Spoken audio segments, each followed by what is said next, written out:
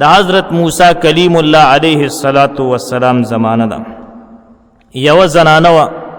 انتهایی مالدار او وسطاقت او دولت والا زنانه و خو لیکن ډیره په بد حال باندې و انتهایی زیات بد حال و ایو ځای کې ولاړ و حضرت موسی کلیم الله علیه السلام را تیرېده نو دا خود موسی علیہ السلام په امت کې وا ډېر په بد حال باندې وا نو حضرت موسی کلیم الله علیه السلام تپوسو کا چې دا زنانا زما د امت زنانا د ډېر په بد حال باندې دا څه وجه کې دی شي نو چا ورته وی د الله کلیمه دین خپل خاون ناراضه ده او دا زبان درازه د خاون له جوابونه ورکي خاون له تکلیف رسی وی دقی بنیاد باندې دا چې کم دا ذلیل شوی دا په بد حال باندې دا نو حضرت موسی کلیم الله علیه السلام او فرمایل ک چرته کې دا زنانه په دې حال برقرار پاتې شو او دین خپل خاون اومدک سینا راضی او د خپل خاون نه معافی نی غوښتي دا زنانه به د قیامت پورز د جهنم په تورو تیرو کې لاندې ښکته پرتوي په جهنم کې موسی علیه السلام دا خبرو کو روان شو هغه زنانه ته چویل چې دا د الله پیغمبر حضرت موسی کلیم الله علیه السلام دا خبره وکړه هغه زنانه سره غم را پیدا شه ګوره زنانو سره ګوره غم را پیدا کیږي خو چې خبر شي خو چې نه خبرې نو بیس کلم غم نی ور سره ګوره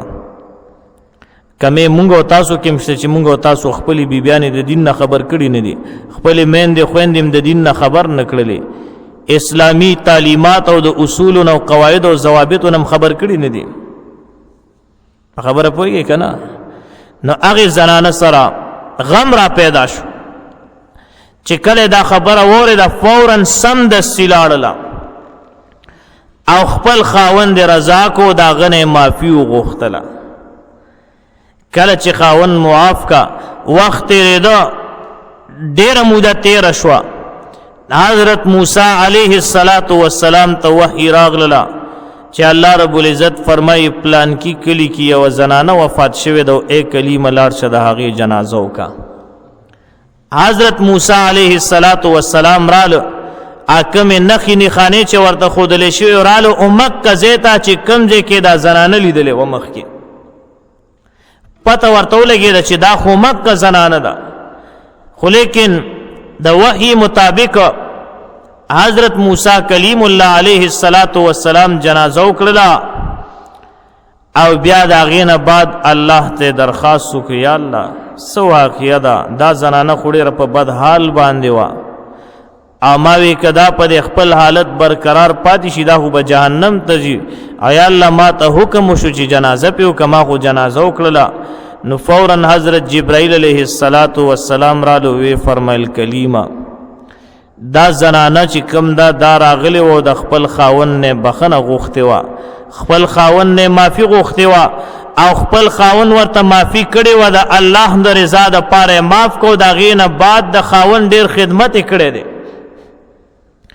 بیا دا غینه بعد زبان درازی نه دا کړي خاون له جوابونه نه دی ور کړي الله پاک معاف کړي دا